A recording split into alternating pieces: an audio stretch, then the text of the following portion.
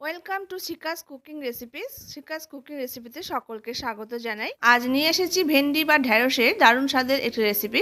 ভেন্ডির এই রেসিপিটা আপনারা ভাত রুটির সঙ্গে খেতে পারবেন, দারুণ খেতে হবে। আশা করছি রেসিপিটা আপনাদের কাছে খুব ভালো লাগবে। তো যদি এখনও চ্যানেলটি যারা সাবস্ক্রাইব করেননি, যদি ভালো লেগে থাকে রেসিপিটি, তাহলে চ্যানেলটি সাবস্ক্রাইব করে সাথে থাকা অনুরোধ থাকলো। তো দেখে নেওয়া যাক। তো ভেন্ডির এই রেসিপিটা তৈরি করার জন্য এখানে আমি কিছু ভেন্ডি কেটে নিয়েছি। তো ভেন্ডিটাকে আগে কাটার আগে কিন্তু খুব ভালো করে আগে জল দিয়ে ধুয়ে তারপরে ভেন্ডিটাকে শুকিয়ে নিয়ে তারপরে কিন্তু এরকম ছোটো ছোটো টুকরো করে করে একটু বড় বড় টুকরো রেখে রেখে কেটে নিয়েছি। আর এর সাথে আমি 3টে মাঝারি সাইজে সেদ্ধ করা আলুকে এভাবে সরু সরু করে কেটে নিয়েছি। আলুটা যদি সেদ্ধ করে নেওয়া হয় তাহলে রান্নাটা কিন্তু চটজলদি হয়ে যায় আর কিন্তু খেতেও ভালো লাগে। তো এরপর আমি রান্নাতে চলে যাব। তো কড়াইতে সামান্য আমি সরষের তেল দিয়ে গরম করে নিলাম। এবার ভেন্ডিগুলোকে ছেড়ে দিয়ে ভেন্ডিগুলোকে একটু ভেজে নেব।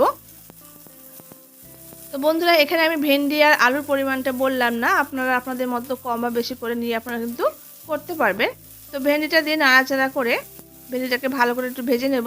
তো ভেন্ডিটা কিন্তু ঢাকা দিয়ে দিয়ে ভাজবো, এতে কি হবে, ভাজাটা কিন্তু খুব সুন্দরভাবে হবে আর ভেন্ডিটা খুব তাড়াতাড়ি কিন্তু নরম হয়ে যাবে। তো মিনিট 3-4 জন্য ঢাকা দিয়ে একটু রেখে দিয়েছিলাম। এরপর দেখুন ঢাকাটা খুলে নিয়েছি। এবার দেখুন ভেন্ডিটা কিন্তু খুব ভালো করে ভাজা হয়ে গেছে আর কিন্তু নরম হয়ে গেছে।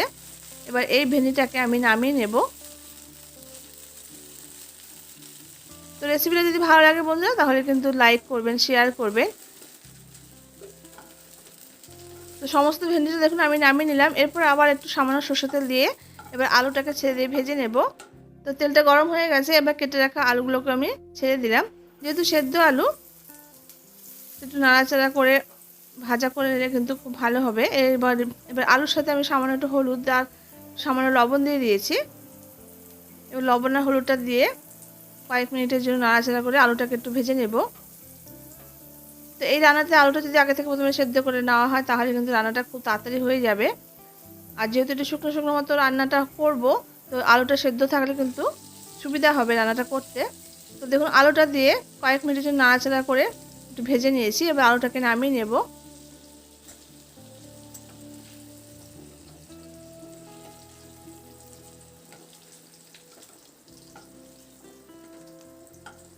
তো আলুটা নামিয়ে নিলাম। এবার যেটুকু তেল ছিল ওই তেলের মধ্যে আমি এবার হাফ টিস্পুন মতো জিরে ফোড়ন দিয়ে দিলাম।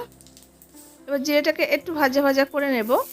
জিরেটা একটু ভাজা ভাজা হয়ে যাওয়ার পর এখানে 5-6 কোয়া রসুনকে একটু থেতো করে দিয়ে দিয়েছি। রসুনটা দিয়ে একটু নাড়াচাড়া করে নিচ্ছি জিরের সাথে। এরপর এখানে একটা বড় সাইজের পেঁয়াজ কুচিয়ে দিয়ে দিলাম। এবার এখানে 2টো কাঁচা লঙ্কাকে টুকরো করে দিয়ে দিয়েছি। এবার পেঁয়াজটাকে নাড়াচাড়া করে কয়েক মিনিটের জন্য একটু ভেজে নেব। হালকা একটু লালচে রঙ মতো হলেই কিন্তু হয়ে যাবে। দেখুন পেঁয়াজটা নাড়াচাড়া করে ভেজে নিয়েছি, হালকা হালকা কিন্তু লালচে রঙ ধরে গেছে পেঁয়াজটাতে। এরপর আমি এখানে গুঁড়ো মশলাগুলো দিয়ে দেবো। তো এখানে আমি তেলের মধ্যে হাফ টিস্পুন মতো হলুদ দিয়েছি। তেলের মধ্যে হলুদ দিয়ে দিলে কিন্তু তরকারি কালারটা বেশ ভালো আসে।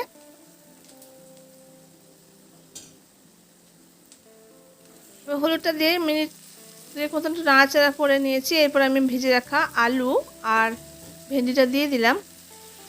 আর এখানে 2টো টমেটোকে ছোটো ছোটো টুকরো করে করে কেটে নিয়েছি। তো আমি এখানে আমচুর পাউডার দেইনি, তার পরিবর্তে কিন্তু আমি এখানে টমেটোটা দিয়েছি। তবে আপনারা যদি আমচুর পাউডার দিতে চান সেক্ষেত্রে আমচুর পাউডার দিতে পারেন টমেটোটা বাদ দিয়ে। তো এরপর আমি এখানে টেস্ট হিসেবে লবণটা দিয়ে দিলাম। এখানে 1 টিস্পুন মতো লঙ্কা গুঁড়ো দিয়েছি। আর এখানে 1 টিস্পুন পরিমাণ ধনে গুঁড়ো দিয়ে দিলাম। আর এখানে হাফ টিস্পুন গরম মশলা গুঁড়ো দিয়েছি।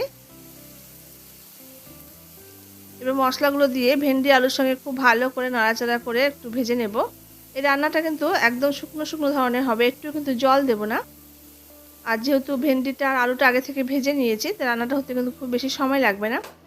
এরপর ফ্লেমটাকে লোতে দিয়ে ঢাকা দিয়ে মিনিট 7-8 মতো একটু রান্না করে নেব। মাঝে মাঝে কিন্তু একটু ঢাকাটা খুলে নেড়ে দিতে হবে।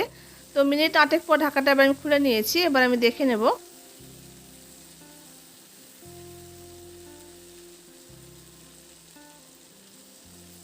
দেখুন রান্নাটা কিন্তু আমার একদম হয়ে এসেছে। আর এরকম শুকনো মতো করে কিন্তু নিতে হবে, তাহলে রুটি পরোটার সঙ্গে খেতে কিন্তু ভালো হবে। আর এখানে আমি সামান্য একটু চিনি ছড়িয়ে দিয়ে নামিয়ে নেব। একটু মিষ্টি হলে ভালো লাগবে। তো যদি আপনারা মিষ্টিটা পছন্দ না করেন সেক্ষেত্রে কিন্তু চিনিটা বাদ দিতে পারেন। তো কয়েক মিনিটের জন্য একটু নাড়াচাড়া করে নিয়েছি। দেখুন রান্নাটা আমার কিন্তু হয়ে গেছে। এবার আমি একটা প্লেটে এটাকে সার্ভ করে নিয়ে দেখাচ্ছি। তো দেখুন বন্ধুরা, ভেন্ডি আলুর এই শুকা শুকা তরকারিটা কতটা লোভনীয় হয়েছে দেখতে। তো এইভাবে রান্না করে কিন্তু রুটি পরোটার সঙ্গে খেতে ভালো লাগে, তাছাড়া কিন্তু ভাত দিয়েও কিন্তু মেখে খেতে ভালো লাগে। তো অবশ্যই এইভাবে একবার ট্রাই করে দেখবেন। আর আপনাদের কেমন লাগলো তা কমেন্ট বক্সে অবশ্যই কমেন্ট করে জানাবেন। তো আশা করছি রেসিপিটি ভালো লেগেছে। যদি ভালো লেগে থাকে অবশ্যই লাইক করবেন, শেয়ার করবেন। আর যারা নতুন দেখছেন চ্যানেলটি, ভালো লাগলে চ্যানেলটি সাবস্ক্রাইব করার সাথে থাকা অনুরোধ রইল। দেখা হচ্ছে পরবর্তী রেসিপির সঙ্গে। ততক্ষণের জন্য সবাই খুব ভালো থাকবেন, সুস্থ থাকবেন। ধন্যবাদ।